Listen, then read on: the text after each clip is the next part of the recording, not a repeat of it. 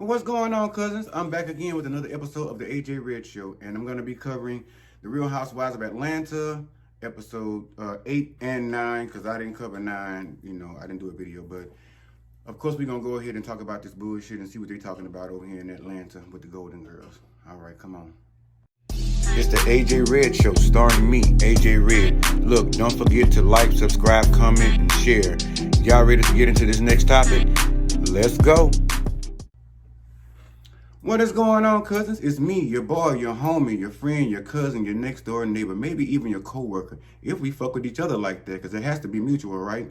It's me, AJ Red, and I'm back again, like I said before, to do a video today on The Real Housewives of Atlanta, episodes 8 and 9 combined. I'm not going to spend a whole lot of time on this video and episode 8, because honestly, it was played the fuck out for me. It's just... there's a little bit more brewing in episode 9, if that makes sense. I mean, there's some shit that went on in 8, but 9, I think, is a more up-to-date and a little bit juicier. And there's so much other shit that's going on with these ladies. I'm getting in here late because, of course, I had to get to the 9 to 5. Then I had to go by and get my eyebrows waxed, and I got to do something with my motherfucking wig. But I went and got my eyebrows waxed by them Oriental women's over there. And for some reason, I don't understand why the fuck they can't get it right. Now, I'm going to put them in the camera. Y'all be the judge and let me know. I don't think the bitch did a good job. I think she fucked up my shit. If y'all know somebody in Atlanta, I'm gonna say Atlanta. Listen, I'm so full up in the motherfucking show. In Houston, that does good eyebrow waxing and know how to measure a bitch shit, know how to measure and cut the motherfucking wood. You know, I'm talking about some dope eyebrows. I ain't talking about your cousin, Pookie, or your auntie, May May, or whatever the fuck their name is. I ain't got time for no ghetto bitch going around. I'm not going to nobody's house to get my eyebrows waxed. I'm telling you right now, don't send me that bullshit. But if you know somebody, even if they got a startup shop, or if they go to the house or whatever that does some bomb ass eyebrows, please drop down in the comment section and let me know if you yourself do some bomb ass eyebrows and you licensed, because you ain't finna fuck with my forehead measuring and cutting the motherfucking wood if you ain't got your shit together on paper. You know what I'm saying? But yeah, drop down in the comments and let me know. And I had to schedule an appointment and get my shit done, because I thought that's what they specialize is, other than doing nail. It's okay to do nail, but I'm saying eyebrows. I ain't never been nowhere that waxed my shit and fucked me up and had me looking surprised and suspicious at the same motherfucking time. I can't appreciate that. So I don't like that kind of bullshit. Make my shit even and make it right. And I'm not talking about no motherfucking pores. I'm talking about these motherfucking brows. I've always had healthy, full brows. And I went in there with a picture and telling this bitch what I wanted. She gonna tell me, well, I don't know about that, but I know I can get real close to it. Honestly, I should have got the fuck up off the table at that moment, but you know, I was pressed for time, and I'm saying, okay, she Oriental, cause see, I say Oriental, cause I don't know if they're Asian, Vietnamese, what the other stuff is, Kung Fu, what is it, Korean, yeah, Korean, I don't know, you know what, so I think Oriental kind of covers the, it covers a lot more, you know. So I'm gonna stick with that. But I thought a Oriental woman, because I know back home in Baton Rouge, when I went down there in Big Raggedy, shit, you going in their shop and they do eyebrow, bitches be all over your shit. Like, when you got your eyebrows done, older bitch, Maylene over there on Sherwood and yada yada yada, a classic, a Government Street, yeah, classic. But now I'm fucking around here at Grand Lux Nails over here on the West Time and stop by that motherfucker, you know, after I drop off my friend from work, and went up in there and fucked around and let them play with my face, and now I look like I got, you know, I'm looking like a fucking confused alto member, you know, in the choir. It don't make no sense to me. But anyway, getting into the motherfucking show, because I ain't got too much time, because I'm supposed to be packing and shit, so I can get away. So I might not be airing Saturday. I haven't decided whether I'm going to do a show Saturday morning or afternoon or day, whatever the fuck I decide to post on YouTube. And if I don't, that's because I'm actually on a little turnaround trip with some friends. But I still may pack up my equipment, because I know I got to be more consistent. I have to incorporate y'all in my daily life, because I know y'all want to know what the fuck's going on in these streets. So I may pack up the shit and take it with me down to the thing. And, you know, still get up early in the morning before everybody else want to go brunching and drinking and shit. And take care of the business. But anyway, however, moving right along with the show. I done fucked around now. Anyway, we gonna go the fuck on. Cause I didn't do the thing, something in the background. Y'all wouldn't know what the fuck I was talking about if I told you any motherfucking way. But something I forgot to activate on this motherfucker. It hopefully won't interrupt us. Nobody call up in this motherfucker anyway. Cause I don't fuck with people like that. But anyway, jumping right in, part of episode 8 of the Real Housewives of Atlanta, season 15. So I'm just gonna jump in at the part where they were down there to Drew Sidora's house, and she was talking about her song or whatever, her little record she's been playing on iTunes that got, you know, so many thousands of views or whatever that she's trying to push out there. And she went over and asked Alexa, play something, whatever the fuck the song is by Drew Sidora. And Alexa, you know how she disrespectful and shit. You tell this bitch to play Aretha Franklin, she go over there and play motherfucking Beethoven or some bullshit, or start telling you about the world news with Benjamin Franklin. Some shit like that. So sometimes she can be, you know, merely disrespectful. And in this moment, I don't know if she was being disrespectful or she was just throwing motherfucking shade. But Alexa was like, she called some of the song up and started to play it, and then Drew got kind of, you know, in her feelings right quick. But she had to get closer down to the Alexa and speak in the microphone like Gary Mays be doing down there with them people over there at the board. Y'all know that the congressman y'all be looking at on motherfucking YouTube and shit. And the motherfucker just shaded the shit out. Now listen, y'all. I don't remember too much from episode 8, but I did take down some motherfucking notes, and I'm trying to remember some shit. So and I've been drinking. So I've been drinking. Let me stop there for Beyonce fucking around and try to sue me for just singing a clip. I don't know what the fuck that was about. Real quick, Marlo still talking about her dead nephew. I'm strictly talking about that. I don't even want to hear no more about that. The biggest part of episode 8 was when Sheree wanted to talk to Candy alone, and she wanted them to have a girls' moment to talk out some issues and iron out some problems and shit that they have been having through some gossip back and forth behind one another's back. So she invited Candy out here to this motherfucking park wearing these high motherfucking heels, 9-inch heels, and walking down the hill right from the same bench she asked motherfucking Candy to walk right back up to, that was still in camera view, to walk back up there and sit down and have a conversation. And she started to tell Candy about how she was hearing in the street, about how she was shading, you know, she by Sheree and all this other different shit. And so Candy was like listening and stuff like that, but she really ticked Candy the fuck off. And so at that point, Candy was like, well, shit, you been saying shit behind my motherfucking back too. But at the same time, I mean, shot, fire, shot. And at the same time, I return fire anytime you fuck around and, you know, fire one off at me. So Sheree got on her feelings real quick and started talking shit and going flying all off the handle, getting flipping shit with Candy, talking about anybody talk about Candy Coated Nice, anybody talk about speaking on anybody talk about none of your businesses and all the shit you got going on with Bullets and Biscuits over there at the what that thing is they got, the restaurant they own, Old Lady Gang. You know, ain't anybody talking about that shit. But Candy was like, well, bitch, you threw jabs about it. You kept asking questions about it, even though you knew I was not in a position to discuss those legal issues on camera or with any of you for that fact of the matter. And this clearly proves I can't trust you bitches even talking off camera and telling you some shit about this and confiding in you, because you bitches gonna always bring some shit up just to have a storyline and to keep yourself out there. So Candy finally realized that Marlo's neck. That Sheree was just digging and shading and starting shit and fucking with her emotions and fucking with her nerve. And you brought me out here in this motherfucking cold, because when they was filming, it was freezing as fuck out there in Atlanta. You brought me out here in this cold to discuss this shit. You're not giving no apology, but you started dropping down on me talking about what the fuck I said about you. She was like, well, bitch, you talking about my businesses and shit, and I'm paraphrasing. You talking about my businesses and what the fuck I got going on in my personal life. She was like, well, bitch, yes, I did mention she by Sheree or whatever. She was like, well, shit, at the end of the day, ain't no merchandise for sale. Like, can't nobody get you. Your website keep crashing and all this bullshit, so you say. And so Sheree hit her with a line of, you know, it's funny how y'all would talk about it, bitch, but y'all won't go and support. And Candy was like, well, bitch, I've been trying to support. You know, well, what have you bought is what Sheree asked Candy. And Candy was like, I haven't been able to buy anything because the fucking website is not working. So when you fix your website and put something on that bitch to buy,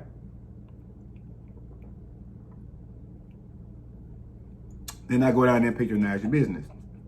But until then, bitch, I can't buy what ain't for sale, or what ain't even advertised for sale. And while she got them folks working over there in that little fucking sweatshop, that little warehouse, that little cubbyhole motherfucking suite with a back room to that bitch, trying to sew them sweaters and all that shit, copying Sheen. It's funny how none of the girls got on here and shaded Sheree motherfucking ass and asked her, how's that lawsuit going with Sheen? Has that been settled? Why you digging in everybody else's business, worried about fucking with the thing? But I'm so glad Candy got out the way with her motherfucking ass and let her know, bitch. One thing about it, two things for sure. I'll let you talk your shit and I'll let you go only so far with it. But at the end of the day, bitch, you will not continue to disrespect me in front of my fucking face. And because you are my elder, you know you are the mother goose of the Golden Girl group, bitch. I'm gonna have a little respect for you, but at the same time, I'm still gonna read your motherfucking ass and let you know where we stand. And that age don't make a difference when it comes to a bitch being read. And age don't make a difference when it comes to a bitch understanding when a bitch is throwing shade and when they're actually honestly trying to apologize for something to bring a resolution. Because honestly, Sheree could have presented that situation a whole lot better. She should have met somewhere warm, bitch, and had some coffee or some fucking tea as cold as it was outside. I don't understand the bitch sit in the restaurant with a fucking mink coat on, but then be outside with a shawl. The fuck wrong with you? You got it all reversed and fucked up. Think logically when you're dressed for the weather, like my grandfather say. But they could have went somewhere warm and had crumpets and beignets and all this other shit and biscuits and not bullets. Or maybe we even had a free meal over there at one of Candace's places like Candy did with Sanya. And sat down and had a little discussion and say, look, there's been a lot of mudslinging behind my back and behind your back, whether it was initiated by you or me. I come first to say that I do apologize, that I did say some things, and I do apologize. I said those things out of hurt because I heard you said some things about me. Or I saw some confessionals, or I saw other episodes where you mentioned, certain shit about me on Speak On It. And I wanted to be the bigger woman and come to you and say, I apologize for the things I've said, regardless of what it was, whatever you heard, whether I said it or not, I apologize for it. And I want to make amends between the two of us. With Candy, I'm sure that would have opened a floodgate of Candy probably reciprocating that properly and saying, you know what, as a businesswoman, as a black woman, as a mother, as a friend, I accept that apology, and I too want to apologize for any of the things that you've heard in the streets that I have said about you that came off negatively, even if it was on my platform. And that could have set the ball rolling in a better direction than what it did. But all in all, the bottom line is they did come to a resolution. They did semi-apologize to each other, and they did move forward with other business. Second part of episode 8 was Marla was so busy. They were so busy honing in and zoning in on Marla with this motherfucking first date with this ex-con that she done met. Now, Mr. Scotland. Now, he was a good-looking black man. Don't get me wrong. He was a decent, good-looking black man. He's a good man, Savannah. Now, we don't know that just yet because the man has a past, but at the end of the day, apparently he has paid for that past, done his time. He's out now, and he's a professional chef, and allegedly he has his own business, and he's very successful. And apparently it's somebody that Marlo seems to see that she's aligned with and has something in common with. Of course, they're both ex-cons, so... So shit, they vibing on that part already. So there'll be no conviction at home if a bitch looking around and get mad and it's like, hey, look, let's play cops and robbers. Ain't nobody gonna get offended being the robber. You know what I'm saying? Or a bitch walking by slapping you on the booty, you little convict. Why you making biscuits and bacon and no bullets? In the kitchen with just a thong on. Or nothing on. But me personally, I ain't finna fry no goddamn bacon. Ain't got nothing on. Some lay around there pop on my nether regions and sends the shit out my motherfucking ass hairs.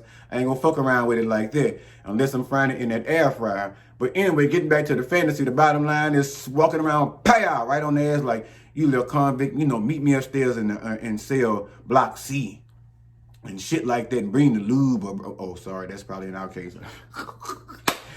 And shit, bring that body, bring that negligee or whatever, bring that same energy. You know what it is, bitch. It's role play time. Get that ass in gear. So I see them vibing on that same level. And I do see where they're probably getting along so well. But I'm really so sick of Bravo or this franchise blowing up the fact that Marlo has a date. Who gives a fuck? Honestly. But he's a 39-year-old man. He ain't got no wife, so he say. He ain't got no girlfriend, so he say, because these are some of the questions that Marlo asked him on the show. But he does have 3 kids. And again, he makes his own money. And with episode 8, that's pretty much how the fuck they left off with that. And I'm trying to see if there's anything I missed in episode 8 I wanted to talk about, but I don't think there was, so I kind of don't give a shit. But anyway, moving on to other bullshit, which is episode 9. And I told you I'll be having my fucking notes. I already have a pair of glasses on the tip of my nose, but at the age of 40, I still have 20/20, so I don't need them motherfuckers. But anyway, let's see. Piggybacking off the last episode, they came back in with Marlo still talking about the convict that she was with and all this different stuff here. But I ain't gonna keep calling that man no convict, Mr. Scotland, because the man is a respectable man. He paid his due. He did what he had to do. He handling his business. As long as he ain't over there still no ground meat or no motherfucking bread from no other stores or whatever the fuck he doing or caterizing in situations of, don't get caught over there with no shit, Mr. Scotland, because that's what I'm gonna have to address you on unless you fuck up. Now when you start fucking up, now I'm gonna have to start referring to you as Marlo's little convict.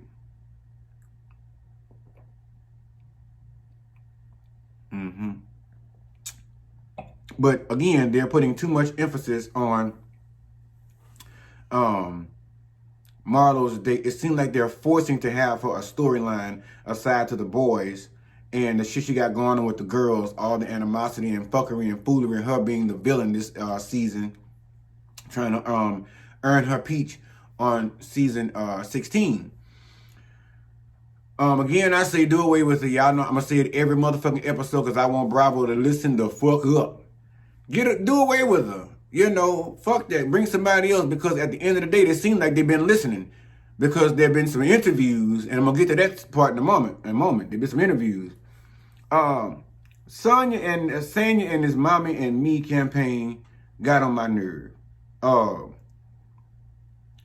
Her assistant suggested out of nowhere that Kenya be the spokesperson or the hype man, for lack thereof of a better phrase, or the phrase that Sanya and her assistant used.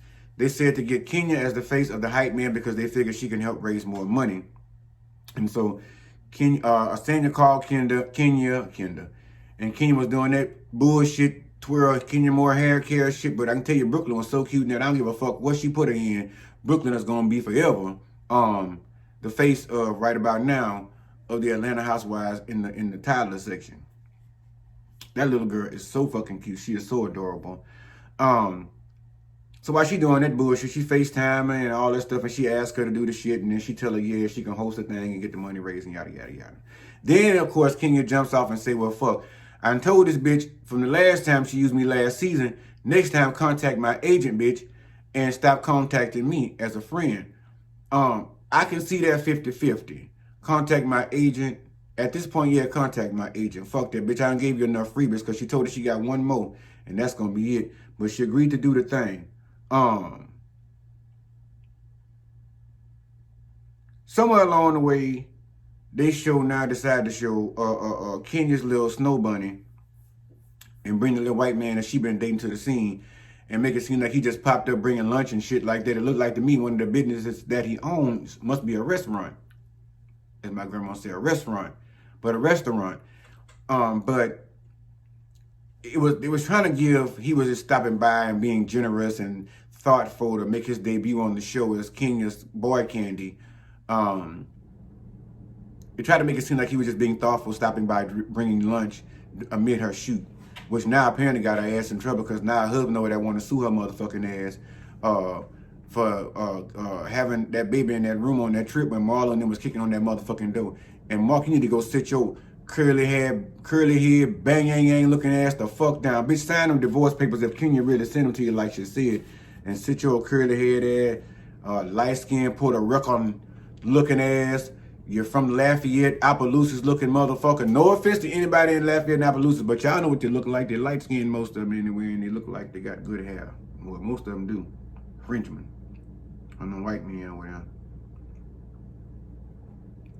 Somewhere up in the bloodline. But anyway, you need to sit the fuck down and shut the fuck up.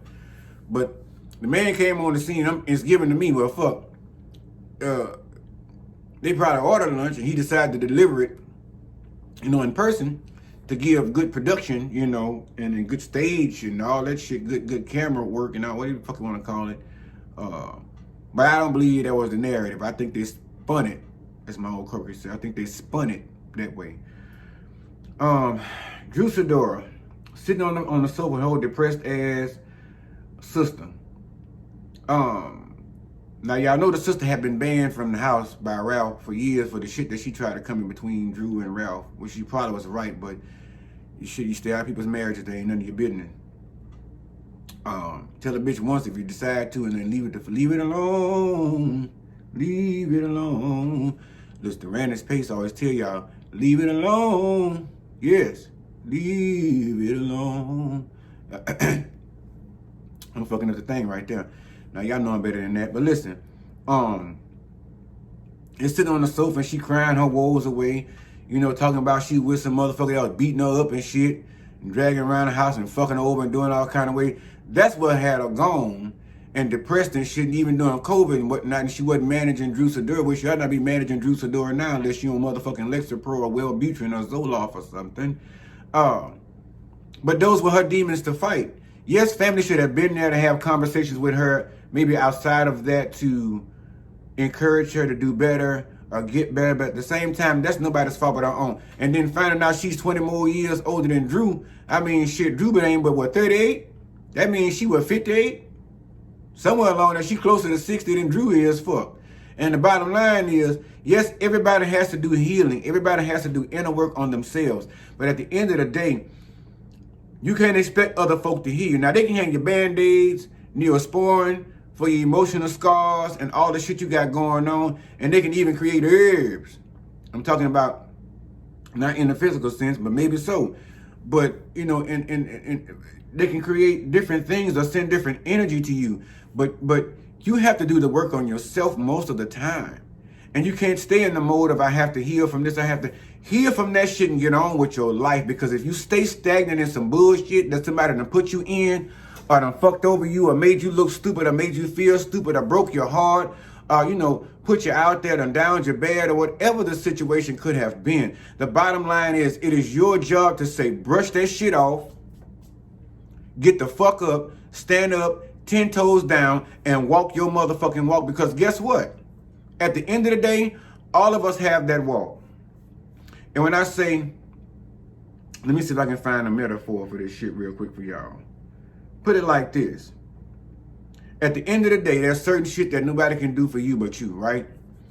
Say, for instance, let's say boarding a plane. If we decide to go on a trip or something, can't nobody check you. I can probably check you in on the computer, but you got to be present with your own fucking ID, and you have to get on that plane and be you, whoever the fuck you are in physical sense. I can't do that for you. I can only check one bitch in. So if the person that's with you say, I decide I'm not gonna go on this trip, and it's just a little metaphor, it's probably the best I can come up with on a short notice.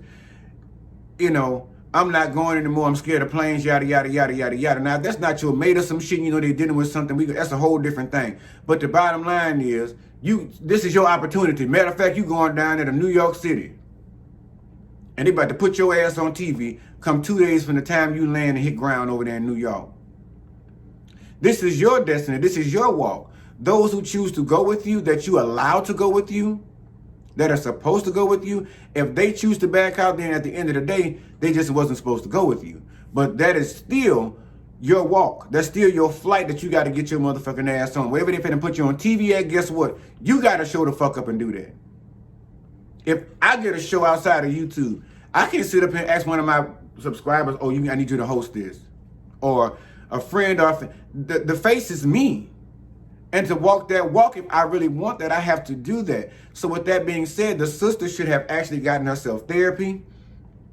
Probably smoked up some weed. I don't fucking know. You know what I'm saying?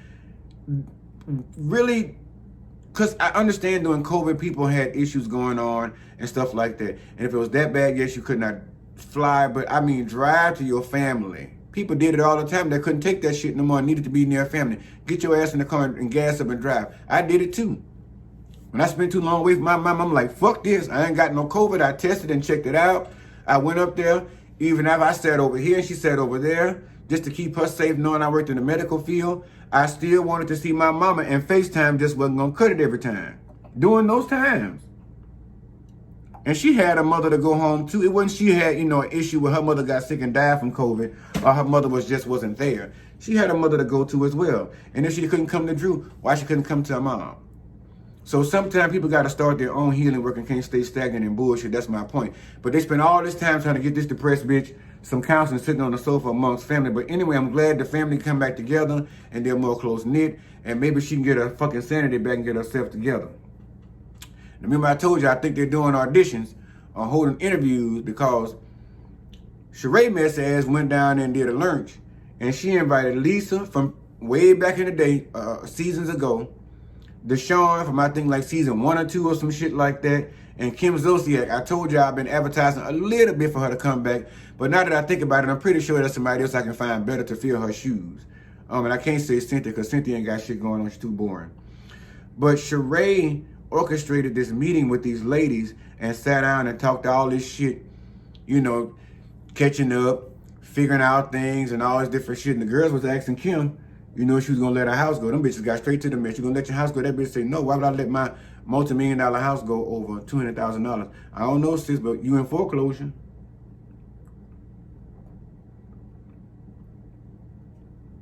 Let the evidence speak for itself. We wanna know why the fuck you'll do it too. Cause your husband said you out there too busy gambling and drinking up, at least in a month's time, $1.2 million. Bitch, that's too much money. That's damn near a lifetime worth of money. I can make that last me a lifetime. You over there drinking and sucking it up and shit, gambling it the fuck up and buying wigs that you got to go back and sell on second-hand market and shit. And you done run through the money. Bitch, what the fuck you doing? You need to sit down and rework your budget or get you an accountant. And matter of fact, get that bitch a financial guardian like Wendy Williams got, because apparently she ain't capable of working the checkbook.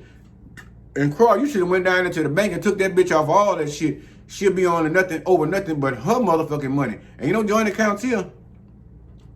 And if we had a joint account, it's gonna be a transfer some shit over there to meet and match, like Gabrielle and Dwayne doing, and meet in the middle and pay this shit, get this mortgage done so our credit don't be fucked up, and us and our kids ain't got to get out here and go by the Piggly Wiggly and find enough good fresh boxes to build us another fucking condo up on the bridge somewhere for all us to be sleeping at. That's why I say, I ain't gonna lie. Some Caucasian folk, I'm sorry, cousin, because I got white cousins and I got white family members. I have Asian family members. I have Korean, all in my family. So, bitch, I can laugh and talk all I want to because I'm kin to the motherfucker. So, at the end of the day, I don't give a fuck what you say. But the Caucasian folk, listen, let me tell y'all something. Just because it's always rolling, y'all got the mentality now of a black person. A bitch get $1.2 million and sit up there and go spend it on red bottoms, buying wigs and shit, and then probably buy a little shack over in the hood down there in the south in the bottom where everybody else at, and still got motherfuckers hanging out front and all this old bullshit here. And before you know it, 6 months time, maybe a year, a bitch broke and trying to go back down there and apply for welfare and Section 8 again. And the people trying to figure out what the fuck you do with all that money. It don't make no sense. Have some common fucking sense. And if you have a problem, bitch, you need to go to Alcoholics Anonymous or Gamblers Anonymous, because the first thing she did when she sat to the table was get her a glass of wine. So everybody knows Croy ain't lying, because the bitch like to get sloshed. She ain't nothing but a little lush. That's what she is. But anyway, the girls had the conversation, and they got into some more mess, talking about some other shit. And if my memory served me right, I believe Sheree mess ass invited them girls, Lisa and Deshaun from previous seasons, on the upcoming trip for episode 10 to Portugal. I'm saying Portugal. And I don't know how that's going to mix. It seemed like to me that the producers over there at Bravo set this shit up and gave either Sheree the green light or put this idea and implanted it in her motherfucking cerebellum and put it up in your underways and told her, go out there and look, we done got the interview. They're going to come meet you for lunch. This is going to be the scene, yada, yada, yada. And y'all going to talk about this and that. You're going to invite them to the Portugal trip. It seems like they're about to pit some of them against each other to see which ones they need to weed out right quick. Or they're going to add some more to the cast. Now, we don't want to spread the budget too thin because the damn ratings ain't doing that good. But for some reason, I ain't gonna lie, y'all had to roll with me on this one. Just roll with me on it. Drop down in the comment section and let me know. And I ain't say that shit in the beginning because I was drinking and shit. But if this your first video, subscribe to this motherfucker and this page, because when I go live or upload my videos, you want to see this shit and talk about it with me. For those of you that watch the Atlanta Housewives, but for those of you who don't, some of y'all still watch me because I watch it and just like the commentary. And I appreciate that and love you so much. I could never get enough feedback from y'all. I can tell you that now. I ask really so much in my mind of y'all, but y'all give me so much more in return times 10, and I appreciate that. But is it me or am I tripping? But does Kim Zolciak sometimes give Caitlyn Jenner?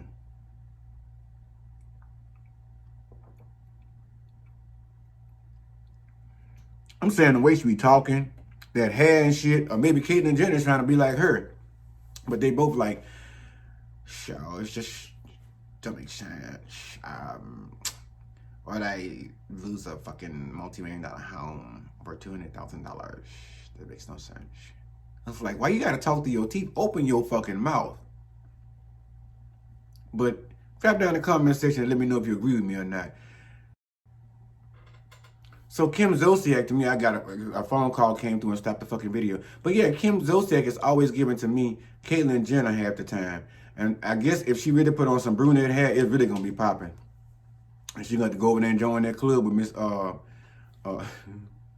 Miss Gloria and them and Mama D with the hairstyles club. I done made up clothes for all of them. I ain't never did that post for Mama Mind Your Motherfucking Business post. But anyway, at the event for Mommy and Me is what they ended with. And basically, I didn't understand why the fuck Sanya decided to give an award to Sheree out of everybody after she and her sister just shared such a tearful moment over how she treats her and how she underrates her, and she really doesn't give her just due to be as she's her mother. I mean, as she's a mother, just like Sanya and some of the other ladies, and she put so much work into being assistant and hairstylist and all this different shit. They had that moment and Sanya teared up and shit like that, which in my mind, I was like, well, Sanya must be pregnant because usually she be firing the fuck off at her sister. Which her sister sometimes, she's a blunt bitch, and I guess that's how they make in Jamaica. They some blunt motherfuckers, and they don't care. So me and my family must be part Jamaican because we bitches say some shit to one another and we don't get no fuck how you take it. We know you know where it's coming from. It's some on and shit. And you're going to either eat it or whatever the fuck you got going on. But it just fucked me up a little bit how she gave Sheree an award to my for OG mom and how she a glamour and make it look so easy and all this other bullshit. Yes, that may be true. But at the end of the day, I would have rather, after you had seen, if you had already had your mind about some other shit, I wanted to see your sister get an award for the work that she does as a mother. And those kind of things, because if you said it's Mommy and Me or whatever the fuck it is, yeah, Mommy and Me. But anyway, Kenya apparently did a good job.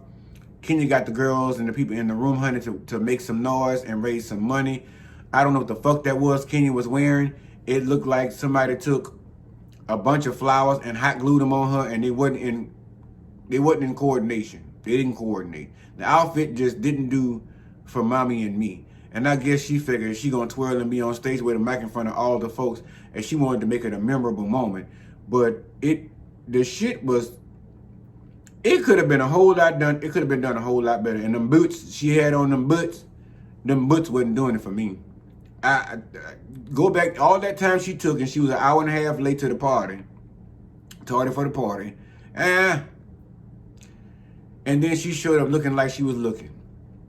Take your ass back home and I will postpone everything here and call a band in this bitch, a mariachi band, a rhythm and blues band, and get somebody to play some goddamn music until you go back home and change that goddamn outfit. And then you get your ass on the stage if I approve, and then move forward.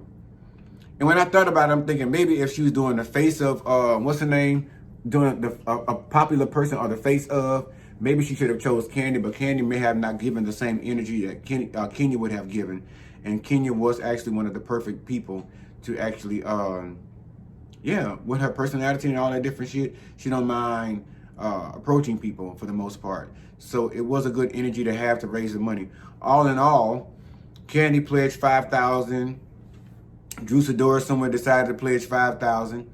All of the ladies pledged that were at the table. Now, for some reason, Courtney had her cheap ass sitting up there, and she wouldn't say shit to the very end. And trust me, Drew held out till she figured she couldn't hold out no fucking more. Until Candy looked like she turned around in her dress and looked at her like, bitch, you not gonna give shit? Now, that's one thing Candy do. When she say that, she is very truthful. Candy will give. And she will support them bitches. Even if she don't show up, she'll send money. Or donate some to their foundation, their cause, or buy some kind of product or something. But Drew held out as long as she could, and Drew finally jumped up and with that goddamn thing she had, and she pledged $5,000. Courtney, cheap ass. That's what lets me know she around there shopping right now, looks like for a peach. Because after everybody at the table, I couldn't have been the bitch. Let me tell you something. Especially if I know I got it, you got me fucked up. Y'all bitches ain't finna sit at this table and y'all pledge $5,000. Because if I'm pledging, I must believe in the cause. Other than that, I don't give a fuck what y'all pledging. I probably ain't pledging a fucking thing or donating shit. But I'll be goddamn if I'm sitting at a table with a bunch of bitches I know and they may want to call me broke and I think I'm finna try to upstage these bitches or I don't want them upstaging me. There ain't no motherfucking way that the table minimum is $5,000 and I'm gonna sit my cheap ass over and high about $2,500. Now let me tell you, I am a little frugal. I'm very particular about how I spend my money. My friends used to always tell me, bitch, you have money, but you sit around and you a cheap ass bitch. We'll go in the mall. These bitches are about a pair of Gucci shoes or belts or bags and coats and shit like that. My thing is I'm going along for the experience, bitch. I told you bitches from the get-go. I didn't need nothing. I wasn't finna buy a motherfucking thing. You know, when I sneak away and go spend my money, everybody be surprised like, well, bitch, you finally bought something? Because my friends know I come in that bitch and be saying, okay, well, my budget is $500. And we go in the mall, me, my frugal ass with certain shit, I come out that bitch with a pair of socks out of Hollister, maybe a pair of drawers, maybe a good cologne. Nowadays a pair of shoes, but back then, fuck that. I would come out that bitch with a pair of socks and a keychain and, you know, some shit that don't make no sense that they probably gave me for free and thinking out in hopes that I was gonna buy something else. And I was like, well, yeah, bitch, yeah, it ain't worth putting out that old card, so sayonara, arrivederci, au revoir, whatever the fuck you want to say, goodbye, you know. So I'm that kind of bitch. I don't go to the mall just because other bitches doing it and blowing the bag. So for me to sit up here and tell you, I'm going to sit up here and tell you, everybody pledging $5,000, and this cheap bitch come up with $2,500. Courtney, you out of the club. Bitch, like Blanche told Dorothy over there to the Golden Girls, y'all really on the same shit. They should have reran that scene, bitch, you out of the club. $2,500. You take you and your fancy jeans and your big teeth and your nose and your face while you're looking like, what that man name is, Steve Harvey wife. You look like you're a sister or a daughter of hers. That's who Courtney remind me of, and that's what I thought it was. Excuse me. Oh, God, excuse me. That was so rude. Marjorie, that's her name. Marjorie Harvey. That bitch like Marjorie Harvey's daughter or her, her sister. Damn. Manners. But anyway, the fundraiser was a success, even with Courtney's $2,500. All in all, the goal was to reach $50,000 for the